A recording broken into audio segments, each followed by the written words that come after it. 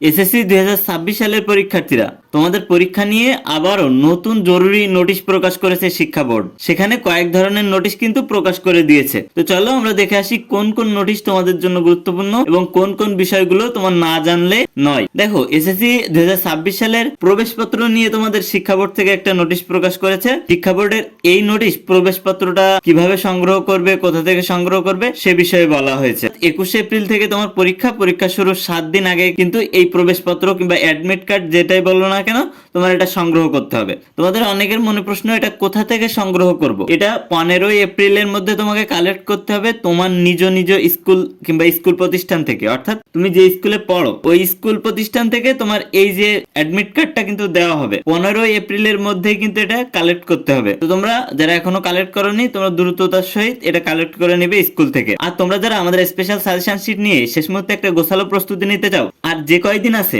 3 থেকে 4 দিন সামনে থাকলেও কিন্তু এই যে শীট তোমাকে অনেক হেল্প করবে। এই শীট পরীক্ষার আগের দিন রাতে কিন্তু তোমাকে প্রচন্ড হেল্প করবে তোমার একটা ভালো গোছালো প্রস্তুতি নেওয়ার জন্য। কারণ আমাদের এই শীটের ভিতরে এমন সব টেকনিক দেওয়া আছে, ইংরেজি শীটের ভিতরে তুমি রিটেন পার্ট কমন না পড়লেও কিভাবে লিখবে সেসব টেকনিক দেওয়া আছে। এবং all subject science, arts, commerce দাখিল শিক্ষার্থীদের জন্য আমাদের all subject special suggestion sheet ready করা। তো তোমরা যারা আমাদের স্পেশাল সাজেশন শিট নিতে চাও তারা আমাদের স্ক্রিনে দেওয়া হোয়াটসঅ্যাপ নাম্বারে মেসেজ করো কিংবা স্ক্রিনে দেওয়া ইমো নাম্বারে মেসেজ করো। দেখো, তোমাকে মূলত অ্যাডমিট কার্ডে কি কি খেয়াল রাখতে হবে, তোমার কয়েকটা জিনিস খেয়াল রাখতে হবে যে এগুলো ভুল হয়েছে কিনা।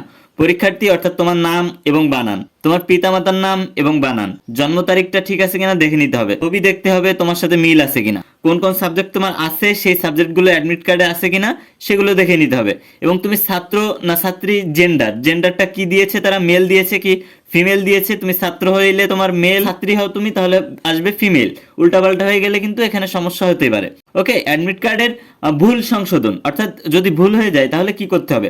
8 এপ্রিল থেকে 19 এপ্রিলের মধ্যে কিন্তু এই ভুলটা সংশোধন করতে হবে। এই ভুল কোথা থেকে সংশোধন করবা? স্কুলে গিয়ে এগুলো যোগাযোগ করবা। 2-3টা কিন্তু নোটিশ প্রকাশ করেছে, সেখানে বলে দিয়েছে তোমাদের এসএসসি হাজিরাপত্র, এই যে হাজিরাপত্রে তোমাদের নাম লেখা হবে, রোল নম্বর লেখা হবে এবং পরীক্ষার্থীর পূর্ণ স্বাক্ষর এখানে দিতে হবে। এরপরে আর একটা দিয়েছে, দেখো ব্যবহারিক নাম্বারের আরেকটা স্মারকলিপি দিয়েছে।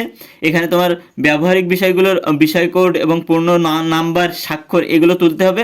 এবং বহিষ্কৃত পরীক্ষার লিস্ট দিয়ে দিয়েছে, অর্থাৎ নকল করার কারণে যদি এক্সপেল হয়ে যায় তাহলে তাদের জন্য এই পরীক্ষার বহিষ্কৃত পরীক্ষার এই যে তালিকার মাধ্যমে কিন্তু তাদের এখানে নাম লেখা হয়, রেজিস্ট্রেশন নম্বর লেখা হয় এবং রোল নম্বর লেখা হয়, কোন বিষয়ের জন্য তারা বহিষ্কৃত হয়েছে সেটাও লেখা হয় এখানে।